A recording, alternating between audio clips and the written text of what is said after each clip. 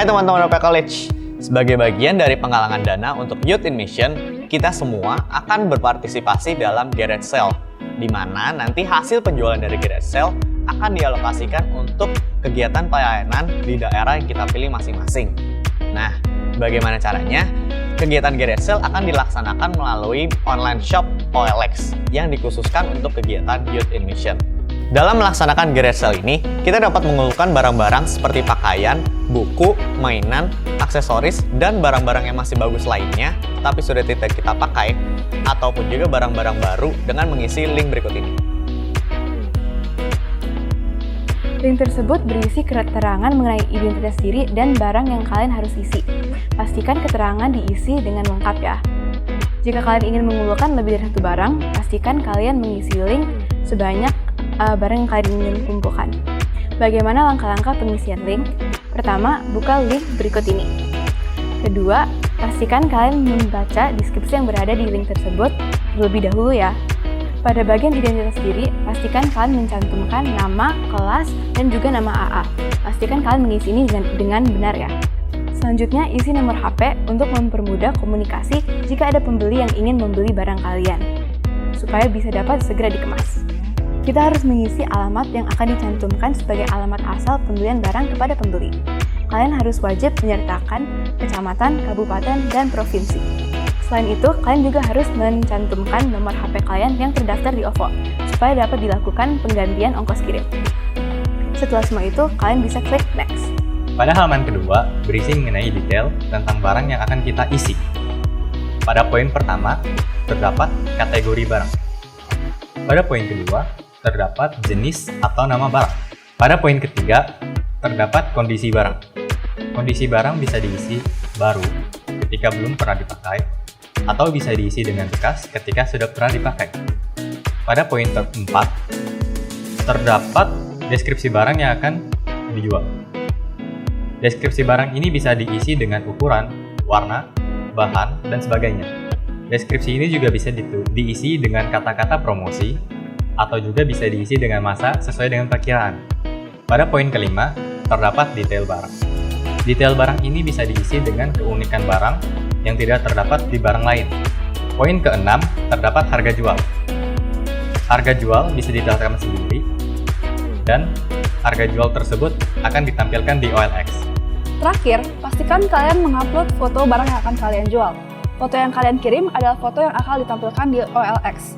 Oleh karena itu, pastikan kalian mengirim foto yang terbaik untuk meningkatkan daya tarik pembeli. Foto itu terdiri dari foto depan, foto samping, dan foto belakang. Pastikan foto yang kalian kirim adalah foto dengan resolusi yang baik.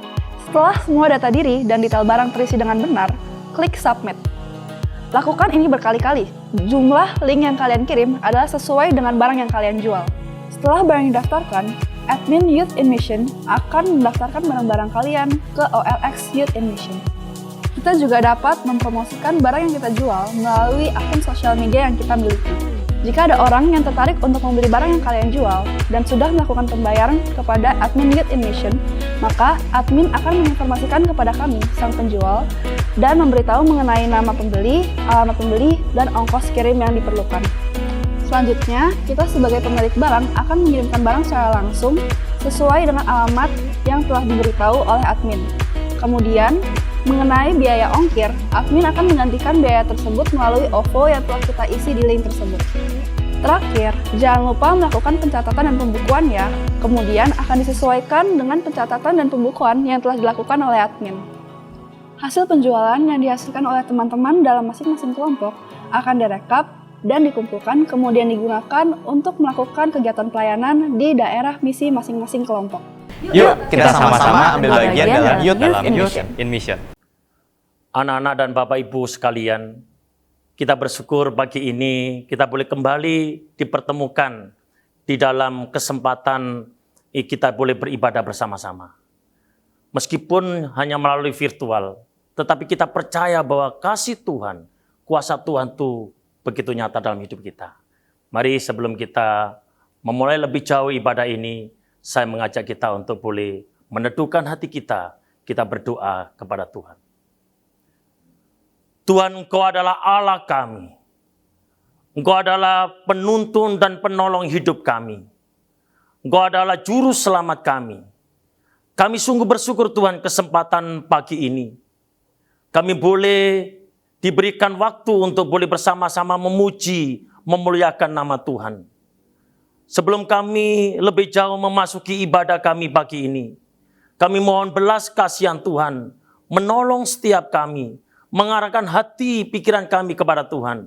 Sehingga pada saat kami beribadah kepada Tuhan, kami sungguh-sungguh merasakan kuasa dan sukacita yang dari Engkau. Kami mau menyerahkan Tuhan untuk setiap pelayan-pelayan Tuhan yang Tuhan pakai untuk melayani di dalam ibadah ini. Kiranya Tuhan sendiri memakai mereka untuk menjadi alat Tuhan di tengah-tengah ibadah kami. Kami mau menyerahkan Tuhan untuk ibadah ini dari awal sampai akhirnya ke dalam pimpinan Tuhan. Di dalam nama Tuhan Yesus Kristus kami berdoa. Amin.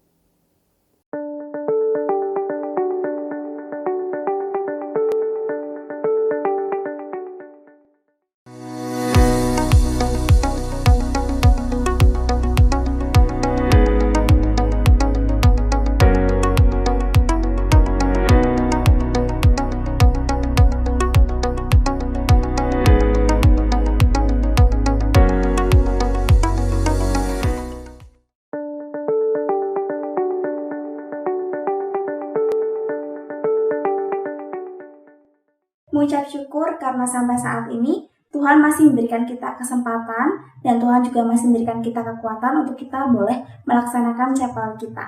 Mari sebelum kita memulai chapel kita pada kali ini, kita mau satukan hati kita mau berdoa. Mari kita berdoa. Kami ucap syukur ya Tuhan buat setiap kesempatan yang Tuhan berikan buat kami, sehingga pada kesempatan kali ini kami pun boleh bersama-sama secara virtual untuk mengikuti chapel kita. Tuhan Yesus bimbing kami dan sertai kami untuk kami bisa memuji dan memuliakan namanya Tuhan dengan segenap hati kami, dan kami bisa serius untuk mengikuti chapel kita kali ini. Hanya dalam nama Tuhan Yesus Kristus kami berdoa. Amin. Setiap hari kita melihat bagaimana Tuhan menyertai kita, Tuhan menuntun kita, dan Tuhan memberkati kita. Itu semua adalah bukti dari kebaikan dan juga anugerah Tuhan atas kehidupan kita.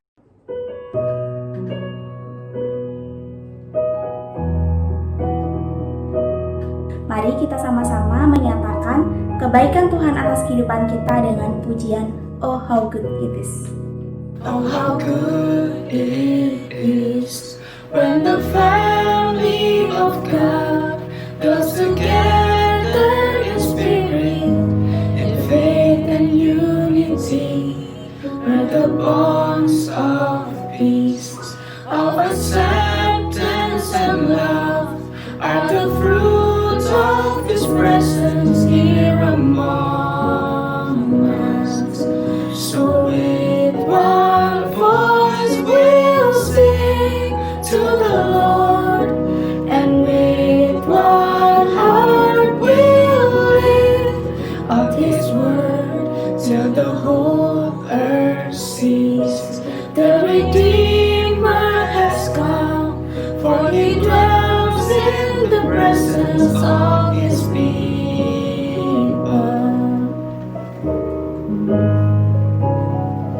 Oh, how good it is on this journey we share to rejoice with the happy and weep with those who mourn. For the weak find strength, the afflicted find grace when we offer the blessing of belonging. So with one voice we'll sing to the Lord, and with one heart we'll live of His word till the whole earth sees the Redeemer has come, for He dwells in the presence of His people.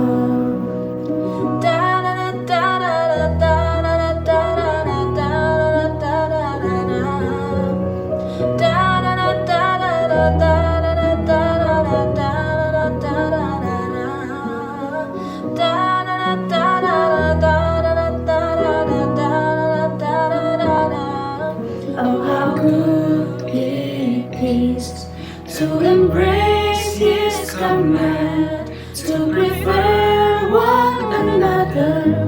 Forgive as He forgives. When we live as one, we all share in the love of the Son with the Father and the Spirit. So with one voice we'll sing to the Lord, and with one heart we'll live on His word till the whole earth sees the Redeemer has come, for He dwells in the presence of His people.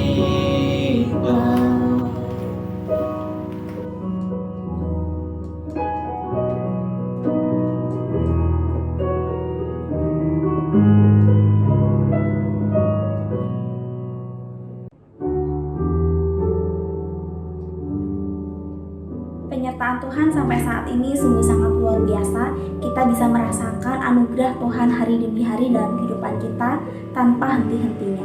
Mari kita semua nyatakan anugerah Tuhan dalam kehidupan kita dengan pujian Grace Alone. Every promise we can make, every prayer and step of faith, every difference we can make, is only by His grace. Every mountain we will climb, every ray of hope we shine, every blessing left behind, is only by His grace. Grace alone is God's supplies, strength alone He will provide. Christ in us, our cornerstone, we will go forth in grace alone.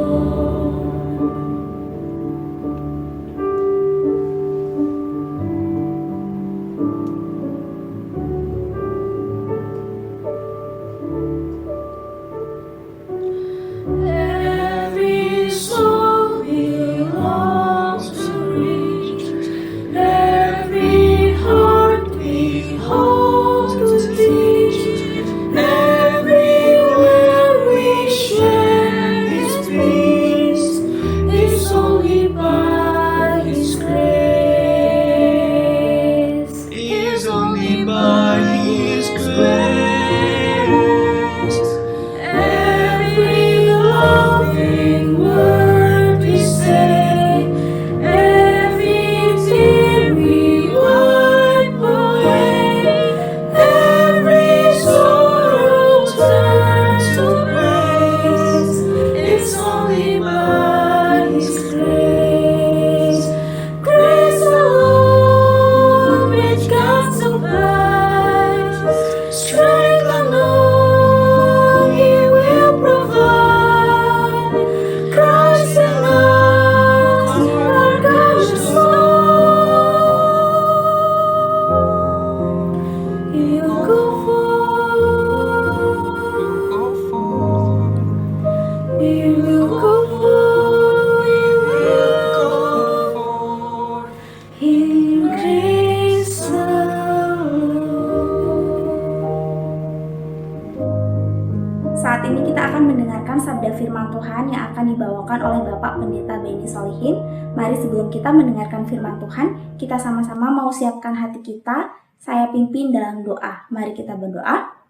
Kami ucap syukur ya Tuhan buat setiap berkat Tuhan atas kehidupan kami. Terima kasih buat hari ini Tuhan boleh berkati kami. Tuhan berikan kami kesempatan untuk kami boleh memuji dan memuliakan namanya Tuhan bersama-sama Tuhan. Tuhan Yesus, di saat ini Tuhan kami mau menyiapkan hati kami. Biarlah Tuhan Roh Kudus-Mu yang hadir di tengah-tengah kami. Biarlah Roh Kudus-Mu yang pimpin kami, sehingga Tuhan apapun yang dapat kami terima melalui firman Tuhan di hari ini boleh kami terapkan dalam kehidupan kami sehari-hari. Kami juga berdoa Tuhan buat hamba-Mu, kiranya Tuhan yang berkati beliau memberitakan firman Tuhan, dan biarlah apa yang berasal dari Engkau, itulah yang boleh kami terima ya Tuhan. Kami menyerahkan Tuhan semuanya ke dalam tangan kuasa-Mu, hanya dalam nama Tuhan Yesus Kristus kami berdoa. Amin.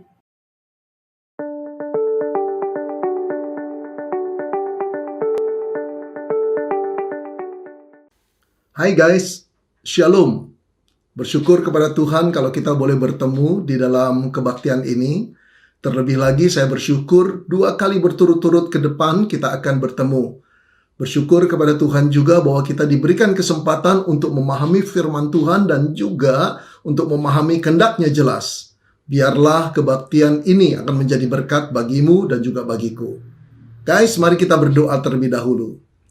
Bapa, kami telah siap hati kami untuk menerima firman-Mu. Tapi kami sadari tanpa pertolongan Roh Kudus-Mu, kami tidak mungkin mengerti firman-Mu. Oleh karena itu Allah Roh Kudus, bukakanlah kami pikiran, bukakanlah kami hati untuk boleh memahami firman-Mu dan melakukan kehendak-Mu. Bapa, dalam surga kami bersatu hati pula untuk meletakkan hamba-Mu di dalam kelemahan dan keterbatasannya. Urapi dia dengan kuasa Roh Kudus-Mu, sehingga kami boleh mendengar firman semata-mata yang boleh diuraikan oleh hamba-Mu ini. Terima kasih Bapak, berfirmanlah karena kami telah siap untuk mendengar. Dalam nama Tuhan Yesus kami berdoa. Amin. Guys, kita akan berbicara satu topik, a masterpiece of God. Satu topik yang begitu penting buat kita sebelum kita dipakai Tuhan menjadi influencer dunia ini. Guys, hari ini saya akan mengambil dari Efesus 2 ayat yang ke-10. Efesus 2 ayat yang ke-10, demikianlah firman Tuhan. Karena kita ini buatan Allah, diciptakan dalam Kristus Yesus untuk melakukan pekerjaan baik yang dipersiapkan Allah sebelumnya. Ia mau supaya kita hidup di dalamnya. Guys, saya ingin tanya kepada kamu. Ada gak bagian tubuh kamu yang kamu gak suka? Mungkin kamu rasa bagian itu jelek sekali, kurang normal. Bisa jadi terlalu besar atau terlalu kecil, terlalu tinggi, terlalu pendek. Nggak pas lah. Dan selalu bikin kamu malu. Apalagi ada orang yang selalu ada orang yang mengejek di bagian-bagian yang kamu rasa nggak suka itu. Kamu mungkin mengeluh, duh kenapa sih Tuhan jadiin gue kayak gini? Sebel gue. Begitu barangkali ya. Ada gak? Guys, saya mau tanya lagi. Ada gak bagian hidup kamu yang kamu nyeselin? Mungkin kamu nyesel kamu punya ortu, bokap, nyokap seperti itu. Kamu rasa gak pas lah buat hidup kamu punya orang tua seperti itu. Atau juga keadaan ekonomi orang tua yang selalu pas-pasan. Maksud saya pas butuh, pas gak ada. Pas pengen, pas gak punya. Itu yang membuat kamu selalu sesek dada. Kamu pengen begini, kamu pengen beli ini, pengen beli itu, nggak ada fasilitasnya. Kamu terpaksa nunggu, sedangkan teman-teman yang lain nggak usah nunggu. Akhirnya kamu ngeluh sama Tuhan. Kenapa ya Tuhan, gue punya salah apa sama kamu Tuhan, sampai gue punya ortu kayak begini. Ada gak keadaan bagian hidup kamu yang kamu nyeselin? Oke guys, yuk kita berandai-andai. Kita mau berandai-andai. Andai yang pertama, Tuhan itu memang salah ngedesain kamu. Kamu termasuk kategori produk yang gagal, guys. Sehingga Tuhan menciptakan engkau salah desain. Andai yang kedua, kamu punya kemampuan atau hak untuk memprotes sama Tuhan. Agar dia mendesain kamu ulang. Nah, yuk kita terka. Ketika Tuhan mendesain kamu ulang, kamu yang seperti apa yang Tuhan akan ciptakan? Pernah mikir? Guys, saya memastikan bahwa ketika kamu diciptakan ulang oleh Tuhan, yang keluar adalah kamu yang seperti sekarang ini. Tepat, nggak lebih, nggak kurang. Loh, kenapa gitu? Mungkin kamu bertanya, apa Tuhan memang tidak kreatif? Tuhan kehabisan ide? Atau memang Tuhan ingin menyiksa kamu? Tetap seperti ini. Bukan begitu guys, sama sekali enggak. Yang benar adalah karena tidak ada yang salah dengan penciptaan kamu. Tidak ada yang salah dengan bagian tubuhmu, tidak ada yang salah dengan bagian hidupmu. Memang pasnya demikian. Guys, kamu itu indah dan unik di mata Tuhan. Kamu itu masterpiece Allah. A masterpiece of God. Nah, inilah yang sering tidak kamu sadari, guys. Kamu mungkin akan berpikir, enak aja Pak Pendeta bilang aku ini masterpiece. Dari mana kamu tahu? Nah, dari ayat yang kita baca tadi, guys. Efesus 2 ayat yang ke-10. Ini yang kita mau bahas. Yuk, saya perlihatkan satu persatu bagian-bagian kalimatnya. Ayat ke-10 bagian A mengatakan begini. Karena kita ini buatan Allah. Demikian kata Paulus kepada jemaat Efesus. Karena kita ini buatan Allah. Guys, pasti kebanyakan kita percaya bukan? Kita ini ada di dunia bukan jadi dengan sendirinya, tapi ada tangan pencipta. Nah, yang menarik ketika Alkitab berkata kita ini buatan Allah, kata buatan itu bahasa Yunaninya poima. Dalam bahasa Inggris, kata poima itu menjadi poem, puisi. Nah, kalau kita nyambungkan, bisa punya pengertian gini, guys. Karena kita ini adalah puisi Allah. Wow, kalau puisi yang ditulis oleh manusia, sastrawan, pujangga yang luar biasa mahirnya mengolah kata-kata, begitu indahnya kalau kita baca, bisa berdesir hati itu dan perasaan kita. Apalagi kalau sastrawan yang nulis puisi itu Allah. Jelas engkau dan saya menjadi puisi-puisi Allah yang indah sekali. Karena itu tidak salah kalau kita disebut a masterpiece of God. Guys, seorang nabi yang bernama Daud, sekaligus dia raja, orang yang memperkenan hati Tuhan, menyadari ini. Sehingga dia menulis dalam satu mazmurnya. Lebih tepat mazmurnya adalah Mazmur 139 ayat 14. Apa yang dia katakan? Begini, guys. Sebab engkaulah, Tuhan, yang membentuk buah pinggangku. Menenun aku dalam kandungan ibuku. Aku bersyukur kepadamu oleh karena kejadianku dahsyat dan ajaib. Ajaib apa yang kau buat dan jiwaku benar-benar menyadarinya. Oh guys, Daud itu menyadari betul-betul ketika dia ada di kandungan ibunya, Tuhan yang merajutnya. Dan kejadiannya dia katakan dahsyat dan ajaib. Sebetulnya bukan cuma Daud yang dibuat dahsyat dan ajaib. Semua manusia, termasuk kita, termasuk engkau dan saya, dahsyat dan ajaib. Cuma Daud menyadari itu. Kadangkala kita nggak menyadari. Karena itu kita sering sekali, guys, menghina diri kita sendiri, menganggap remeh diri kita sendiri, mengatakan Tuhan salah desain kita ini. Nggak, guys. Nggak ada yang salah desain. Engkau indah. Engkau unik. Itulah sebabnya engkau jadi masterpiece-nya. Barangkali engkau masih kurang yakin, guys. Engkau berkata, indahnya saya apa sih, Pak? Secara penampilan, saya merasa biasa-biasa aja, Pak. Nggak ada yang lebih. Ya, barangkali bahkan ada yang merasa terlalu kurus, terlalu gemuk, terlalu pesek. Badan tidak menarik, penampilan tubuh nggak menarik. Apanya yang indah? Oke. Nanti saya jawab ya. Barangkali juga ada di antara engkau yang berkata, saya indahnya apa, Pak? Latar belakang keluarga saya bukan orang yang terpandang, sosial ekonominya tidak terlalu tinggi, biasa-biasa aja lah, Pak. Papa mama saya juga pendidikannya nggak terlalu tinggi. Jadi apa indahnya saya? Di mata orang, barangkali engkau ingin berargumen begini, guys.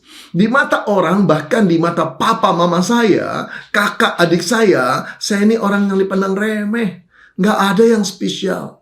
Oke, guys. Oke. Bisa jadi engkau mengalami begitu. Aku juga pernah mengalami begitu. Tapi begini, engkau indah dan unik di mata Tuhan. Di mata Tuhan. Apapun yang orang lain katakan padamu, apapun yang orang lain pandang padamu, you are a masterpiece of God. Kamu tetap masterpiece Tuhan. Tuhan tidak berubah pandangannya. Kamu tetap masterpiece-nya. Guys, masih ingat ketika saya duduk di kelas 6 SD, masih terbayang-bayang itu kejadian. Kejadian apa? Saya ini termasuk dari 35 siswa di kelas saya termasuk 4 siswa terkecil dan terbodoh. Paling tinggi ulangan saya, guys, 70. 80 itu jarang sekali, 70 itu C+. Jarang sekali dapat 80, tapi lebih sering 40, 50. Nah, satu kali guys, ada ulangan matematik. Seperti biasa, langganan lah. Saya ndak bisa sekali matematik. Lalu kemudian setelah ulangan, besoknya ulangan tersebut dibagikan. Dan nama setiap orang, nama setiap siswa dipanggil. Beni Solihin. Guru itu berteriak dari depan kelas, memanggil saya. Saya duduk paling belakang guys. Sudah paling kecil, otaknya juga kecil, duduknya maunya di belakang. Setelah itu guys, saya maju ke depan. Waktu saya maju ke depan, guru itu berteriak dengan suara yang keras. Heran sekali kamu. Kali ini ulangan kamu juara 2. Wow. Saya berpikir, kok bisa ya aku juara 2? Padahal aku nggak bisa. Seluruh teman barangkali mikir-mikir, kok si Beni sekarang dapat ulangan begitu bagus. Angka kedua paling tinggi. Nah, setelah saya mengambil kertas ulangan saya guys, guru itu berteriak dari belakang. Tertawalah seluruh teman-teman di kelas. Aduh guys, saya malunya luar biasa. Saya ambil ulangan itu, saya tertunduk, saya ke belakang, ke tempat duduk saya duduk di sana dengan perasaan yang malu sekali.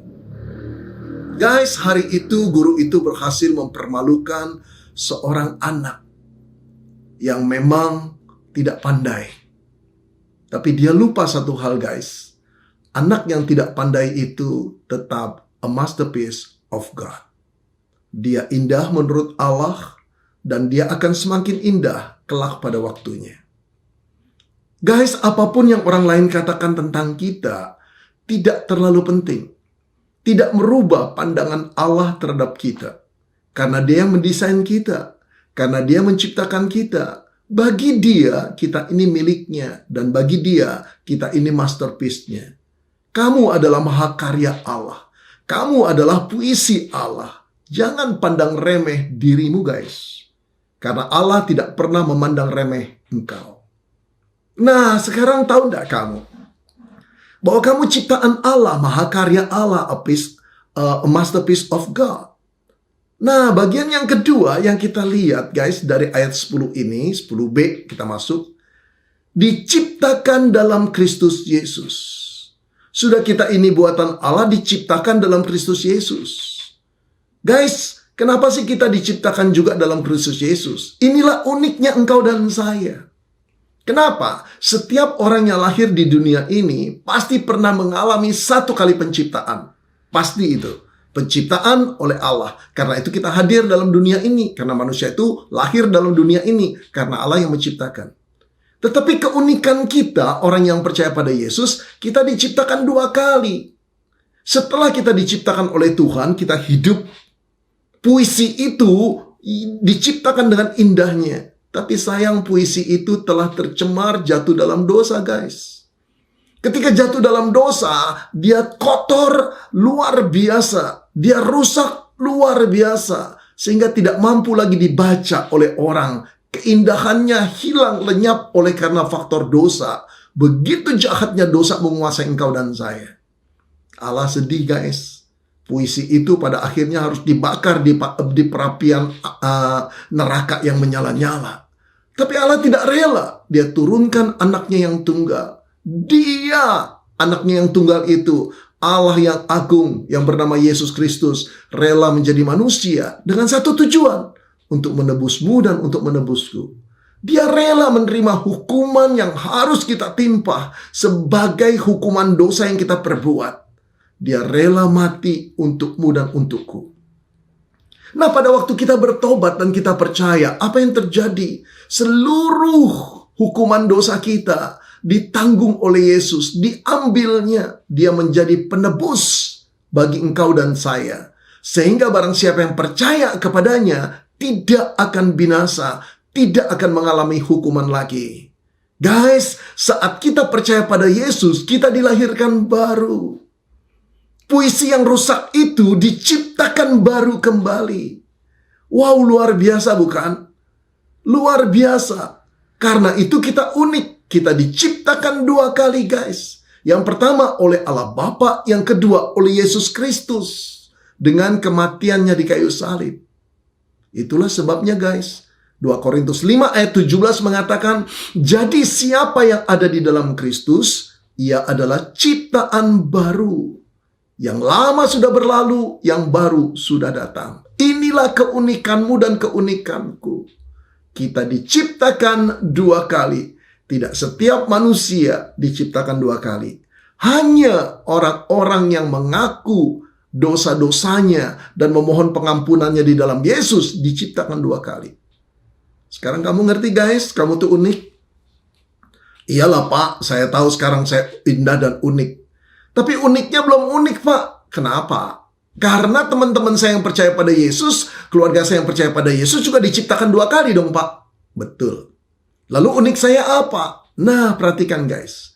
Pada waktu engkau bertobat, Roh Kudus menyucikanmu dengan darah Kristus, engkau menjadi miliknya, engkau menjadi manusia baru. Saat itu bukan cuma engkau menjadi anak Allah, tetapi talenta-talenta ditaruh Tuhan di dalam dirimu. Nah, itu yang engkau tidak sadari. Ada talenta-talenta yang Tuhan taruh di dalam dirimu sekarang mulai bertumbuh. Engkau menjadi satu pribadi yang penuh dengan kekayaan. Dan talenta yang seseorang dengan orang lain itu berbeda sekali. Antara orang percaya yang satu dengan orang percaya yang lain berbeda bidangnya. Kalaupun sama bidangnya, berbeda levelnya. Indah sekali. Nah guys, barangkali engkau bingung. Tapi aku mau memberikan kamu sebuah ilustrasi, analogi. Engkau tahu bukan permainan puzzle? Ada yang 250 potong, pieces, ada yang 500, ada yang 1000 pieces. Ya, kau pernah main puzzle sampai 1000 pieces? Wow, bisa 2 minggu gak kelar-kelar itu guys. Ya, satu kali saya pernah diajak oleh istri dan anak-anak saya untuk main puzzle 1000 pieces. Waduh, saya nggak punya waktu terlalu banyak untuk mengikuti gituan. Tapi ikut nongkrong, kemudian saya pilih beberapa puzzle, saya lihat berapa tempatnya, kemudian saya masukkan. Ketika saya masukkan, itu rasanya gambarnya cocok, bentuknya juga cocok, tapi kurang sedikit lah. Istri saya berkata gini, bukan di situ, itu nggak cocok. Warnanya sama, tapi bentuknya tidak cocok. Saya berkata, nggak cocok. Pendeta emang selalu gitu guys, kalau di rumah nggak mau kalah sama istri. Cocok. Mereka tertawa, istri saya tertawa, anak tertawa. Setelah itu saya tinggalkan, saya nggak ikut main lagi karena butuh banyak persiapan pelayanan. 2 minggu kemudian gambar itu hampir selesai. Tinggal 4-5 potong yang belum selesai. Ketika saya datang, saya kagum sekali mereka bertiga menyusun gambar itu sudah hampir selesai. Kemudian istri saya panggil, Ben, sini. Saya duduk di sana. Kamu lihat, ini tinggal 4-5 potong, tapi tidak ada yang bisa masuk. Karena apa? Karena ada satu gambar yang kamu taruh di sana, emang nggak cocok. Waduh, bener juga saya berkata. Saya tarik gambar saya tahu tempatnya di mana. Saya mulai klik, kemudian yang lain bisa masuk. Guys, dari situ saya sadari, setiap gambar ternyata unik. Unik itu artinya berbeda dengan yang lain, satu-satunya. Apanya satu-satunya? Yang pertama, bentuknya tidak sama, guys. Yang kedua, andai kata bentuknya sama, warnanya tidak sama, guys. Yang ketiga, tempatnya cuma satu-satunya di sana. Nggak bisa dia menempatkan tempat yang lain, nggak bisa juga orang lain memasuki tempatnya. Nah, sekarang kamu sadar gak? Kita ibarat potongan puzzle, a piece of puzzle. Kamu tuh unik, guys. Allah bukan cuma menyelamatkan engkau dengan darah Kristus, tetapi di dalam dirimu ada kekayaan talenta yang orang lain tidak punya. Bahkan anak kembar pun tidak sama talentanya. Talenta itu talenta kamu. Hanya kamu menyadari gak bahwa itu ada dalam dirimu? Kalau kamu nggak menyadari, talenta itu nggak bisa berkembang. Tapi orang yang telah dilahirkan kembali seharusnya melihat kekayaan yang Allah taruh di dalam dirimu. You are a masterpiece of God. Guys, waktu saya SD, SMP, selain matematik, yang paling susah adalah buat saya nyanyi di depan kelas, guys. Kalau olahraga, menggambar, saya pintar sekali rasanya. Tapi kalau udah nyanyi depan kelas, waduh, itu seluruh keringat dingin pasti keluar dari tubuh saya. Buat saya nervous sekali berdiri di depan orang itu. Termasuk kalau suruh mengerjakan soal di depan kelas. Aduh, udah nervous sekali. Nah, bagaimana mungkin orang seperti saya besok-besok dipakai Tuhan jadi pendeta, guys? Bukan cuma sekedar pendeta loh. Saya ini dosen dari Sekolah Tinggi Teologi selama 23 tahun, guys. Ribuan yang sudah saya ajar, ribuan mahasiswa. Dan saya juga biasa berceramah, melatih para hamba Tuhan untuk menyampaikan firman Tuhan lebih baik. Bagaimana mungkin saya jadi pengajar yang begitu rupa? Oh, kamu pikir itu karena ketekunan saya saja, karena kerajinan saya, karena keberanian saya? Enggak, guys. Itu karena Tuhan telah memberikan kasih karunia. Talenta-talenta itu telah masuk di dalam diriku ketika aku percaya pada Tuhan. Talenta itu keluar semua, guys. Aku baru menyadari bahwa aku ini a masterpiece of God. Sekarang engkau di mata Tuhan tetap mahakaryanya. Engkau indah. Kau merasa kurang pada dirimu, pada tubuhmu, pada pengalaman hidupmu, atau engkau merasa kurang pada latar belakang hidupmu, nggak peduli. Tapi ketika engkau percaya Yesus, talenta-talenta karunia itu ada dalam dirimu. Seolah-olah mereka bergerak, melonjak, hendak mewujudkan dirinya. Tinggal engkau melatihnya, guys. Tinggal engkau dengan tekun membiarkan mereka berkembang. Engkau akan terkejut. Jadi apa 5 tahun lagi? Jadi apa engkau 10 tahun lagi? Jadi apa engkau 20 tahun lagi? Tuhan memakaimu. Yang ketiga, guys. Mari kita lihat. 10C mengatakan, karena kita ini buatan Allah diciptakan dalam Kristus Yesus. Yang C, Tuhan untuk melakukan pekerjaan baik. Nah, buat apa kita jadi masterpiece-nya? Diciptakan oleh Tuhan dan diciptakan dalam Kristus Yesus. Diselamatkan. Buat apa sih kita diselamatkan? Guys, ada orang yang berkata, ya saya diselamatkan untuk masuk surga, Pak. Amin. Betul. Kalau engkau telah diselamatkan, ditebus oleh darah Kristus, kalau kematian datang, tempatmu pasti di surga. Karena segala hukuman dosamu telah dibayar lunas oleh Yesus Kristus. Tapi apa cuma itu hidupmu? Menanti surga datang? No, barangkali ada di antara kamu yang berkata, supaya Pak, karena saya sudah jadi anak Allah, waktu saya berdoa, Tuhan menjawab doa saya. Betul, bagus. Dulu Tuhan gak wajib jawab doamu. Tapi ketika engkau sudah menjadi anaknya oleh penebusan Yesus, dia wajib mendengar doamu dan menjawabnya. Tapi jawabnya tidak selalu iya loh. Ya, Tuhan bisa menjawab iya, Tuhan bisa menjawab tidak, Tuhan bisa menjawab tunggu dulu. Nah, tapi apa cuma begitu? Engkau diselamatkan hanya untuk agar doamu dijawab oleh Tuhan. Semua itu benar, guys. Tetapi ayat ini perhatikan, untuk melakukan pekerjaan baik, guys. Jadi setelah kita diselamatkan, ternyata Tuhan punya rencana. Rencananya itu sudah ditetapkan jauh sebelum engkau diselamatkan. Luar biasa, bukan? Sudah ditetapkan dan dirancang Tuhan dari kekekalan untuk melakukan pekerjaan baik, guys. Pekerjaan baik, good works, lawannya evil works. Yang jahat-jahat itu harus tersingkir ketika engkau sudah diselamatkan. Lakukan pekerjaan baik. Pekerjaan baik itu artinya melakukan perbuatan-perbuatan yang menolong orang lain atau membuat orang lain lebih ringan hidupnya. Bukan lebih berat, bukan lebih menyusahkan orang lain. Enggak cocok itu. A masterpiece of God diciptakan Tuhan agar orang melihat keindahan daripada masterpiece of God itu. Kemudian memuji sang penciptanya. Luar biasa, bukan? Guys, sekarang kamu punya PR setelah kamu diselamatkan Tuhan. PR-nya apa?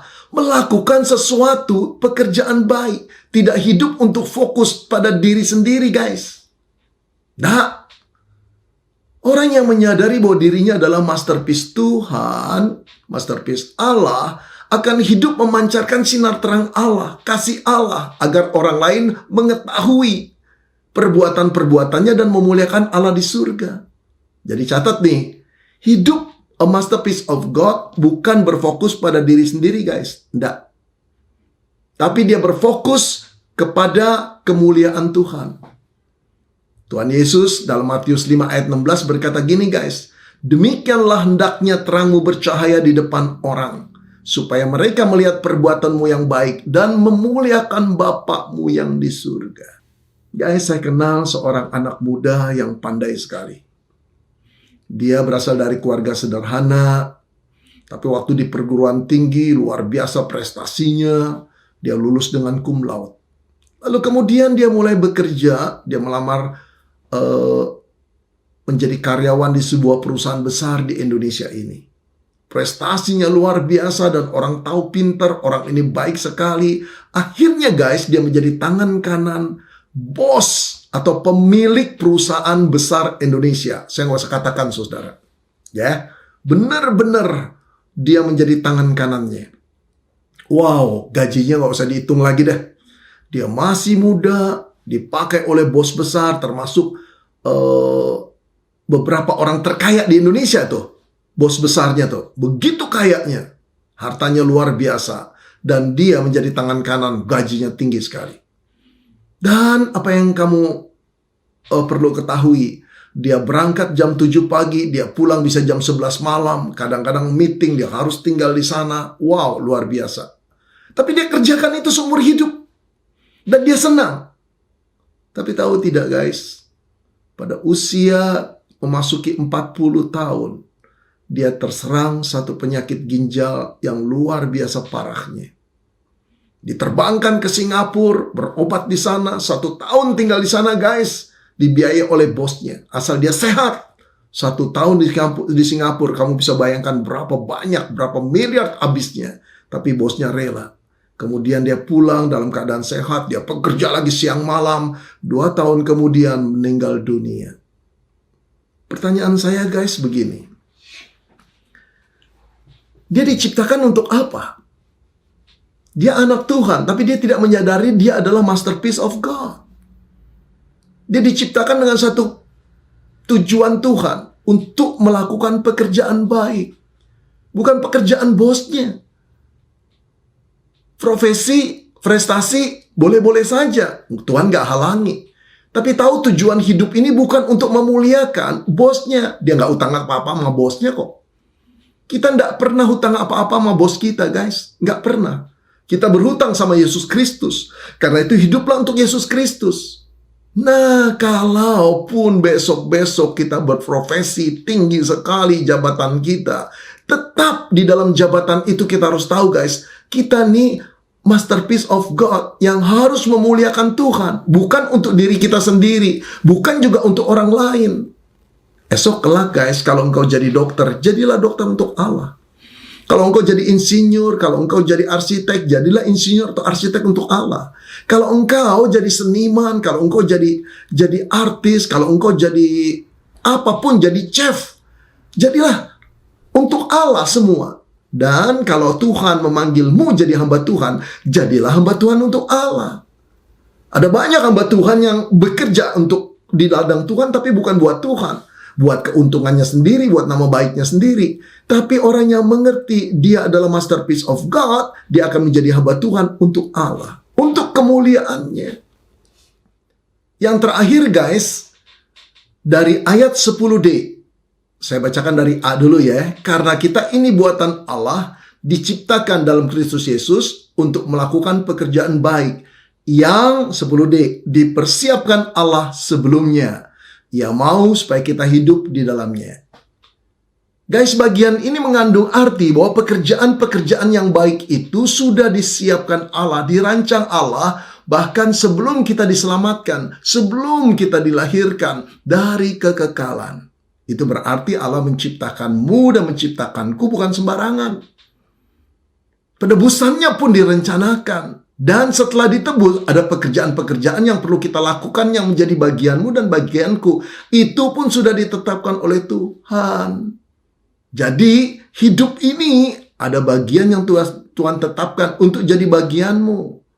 Untuk menjadi kaplingmu dan kaplingku. Kapling perbuatan baik untuk menjadi PR-mu. Karena itu guys, ingat, hidup ini, entah engkau jadi apapun, harus melakukan pekerjaan baik yang sesuai dengan Allah tetapkan, yaitu untuk kemuliaannya. Barangkali ada yang engkau ragu, bagaimana mungkin ya apa saya bisa? Saya orang sederhana. Guys, perhatikan. Ada orang yang merasa sederhana seperti yang engkau katakan pada dirimu sendiri itu. Namanya Timotius. Dia sudah menjadi pendeta, tapi dia kurang pede. Akhirnya Paulus gurunya berkata begini, demikian pula tiap-tiap manusia kepunyaan Allah diperlengkapi untuk setiap perbuatan baik. Setelah ditebus, Allah memperlengkapi untuk setiap perbuatan baik. Itu yang saya katakan, kita unik guys. Di dalam diri kita ada talenta-talenta yang Tuhan taruh untuk kita melakukan pekerjaan baik, kapling yang telah Tuhan berikan bagimu dan bagiku. Yang luar biasa sebetulnya nanti engkau dan saya tiba-tiba bisa melakukannya. Padahal engkau sendiri atau saya sendiri merasa gak mungkin lah bisa dilakukan. Guys, itulah keunikan a masterpiece of God. Bukan dari dia kekuatan untuk melakukan itu. Bukan karena kepandaiannya, tapi karena Tuhan telah menaruh. Jauh sebelum kita sadar apa yang ada pada diri kita. Guys, ada seorang penulis Kristen, pembicara Kristen di Amerika yang terkenal sekali. Namanya Warren Wiersbe, guys. Waktu saya baca riwayatnya, saya tertawa-tawa dan tersenyum sendiri. Apa yang dia katakan? Waktu SD, SMP, SMA, dia menjadi anak yang minder. Khususnya ketika pelajaran olahraga, pelajaran keterampilan yang memakai kekuatan fisik. Dia pasti tidak dipilih.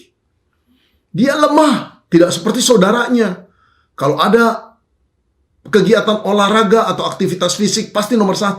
Dia dimasukkan guru karena gurunya nggak enak saja sama dia. Dia berkata, aduh saya minder sekali karena saya fisiknya lemah. Tetapi tahu guys, akhirnya orang ini menjadi apa? Jadi pembicara internasional, pembicara Kristen. Buku-bukunya begitu banyak, menerangi banyak orang. Dan pikiran-pikirannya tajam dan mendalam. Lalu dia menyimpulkan, ternyata Allah tidak mendesain saya waktu menciptakan saya menjadi seorang atlet, menjadi seorang seniman, menjadi seorang yang punya keterampilan mekanik luar biasa. Tidak. Allah mendesain saya dengan DNA menjadi pembicara Kristen untuk membawa pikiran dan paradigma orang mengetahui nilai-nilai kebenaran dalam Alkitab. Guys, itu sudah Tuhan taruh. Demikian juga Tuhan taruh pada dirimu dan diriku. Guys, dalam hidup saya adalah seorang yang acap kali diremehkan orang. Dianggap sepi, dipandang sebelah mata oleh orang lain. Itu hal yang biasa. Biasa bagi saya. Saya tidak pernah sakit hati karena memang dari kecil sudah demikian perlakuan orang terhadap saya. Waktu saya remaja, saya nggak punya banyak teman yang tertarik sama saya. Nggak. Saya minder sekali. Guru matematik saya mempermalukan saya. Pada saat saya kelas 1 SMA, saya sekolah di sekolah Kristen, malah dikeluarkan guys pada caturulan pertama. Kenapa? Birunya di raport itu cuma 2 guys. Birunya cuma 2. Kamu hitung sendiri merahnya. Mereka memaki-maki saya terus berkata, keluar kamu, gak bakal naik. Wow, seorang remaja 15 tahun dihina seperti itu. Saya keluar betul-betul guys. Saya nggak mau lanjut sekolah, jadi anak lontang-lantung. Tapi jangan lupa, ketika orang-orang Kristen, ketika kepala sekolah Kristen, ketika pendeta Kristen menyuruh saya keluar karena nggak akan naik kelas, Allah tetap punya rencana pada saya. Karena saya adalah masterpiece Tuhan.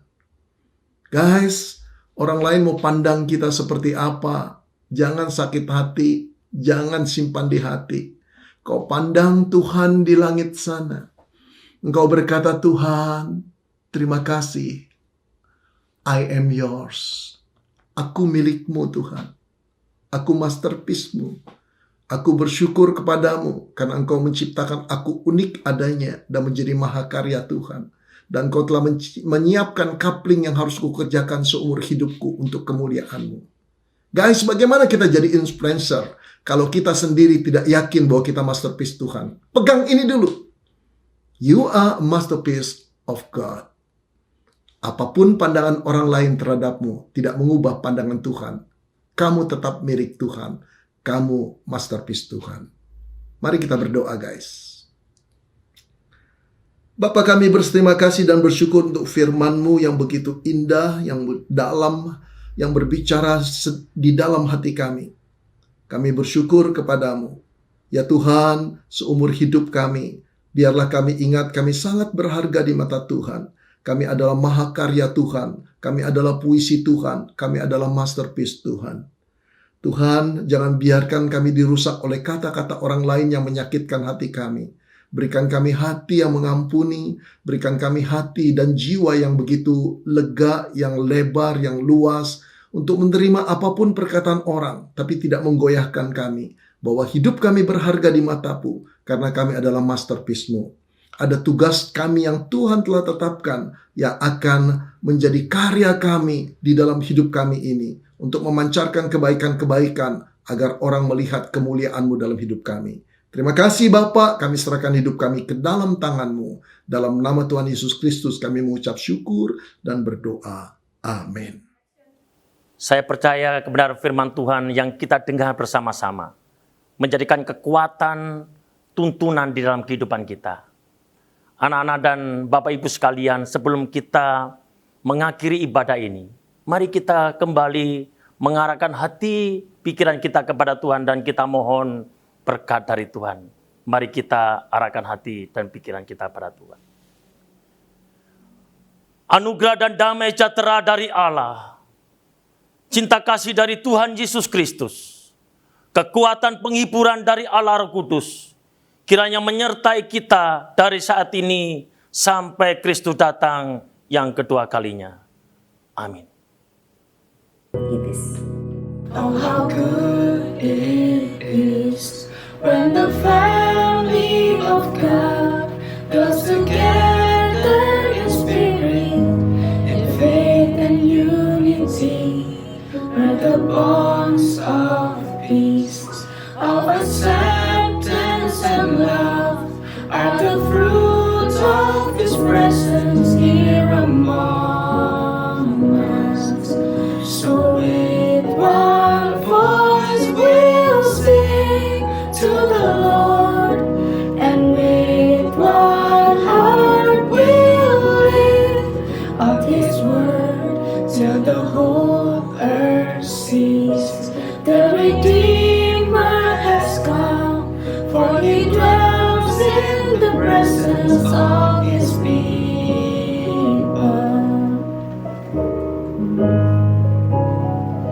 Oh, how good it is on this journey we share to rejoice with the happy and weep with those who mourn.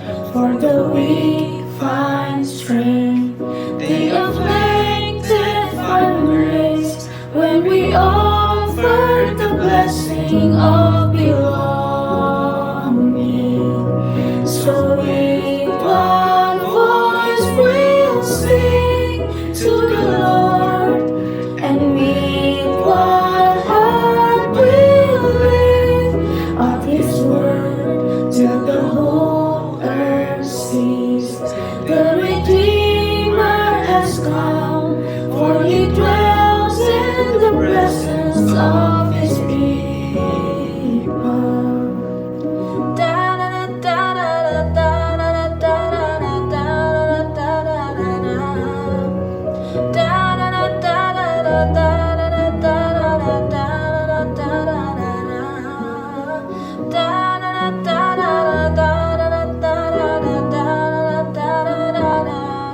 Oh, how good it is to embrace His command, to prefer one another, forgive as He forgives, when we live as one. 'cause I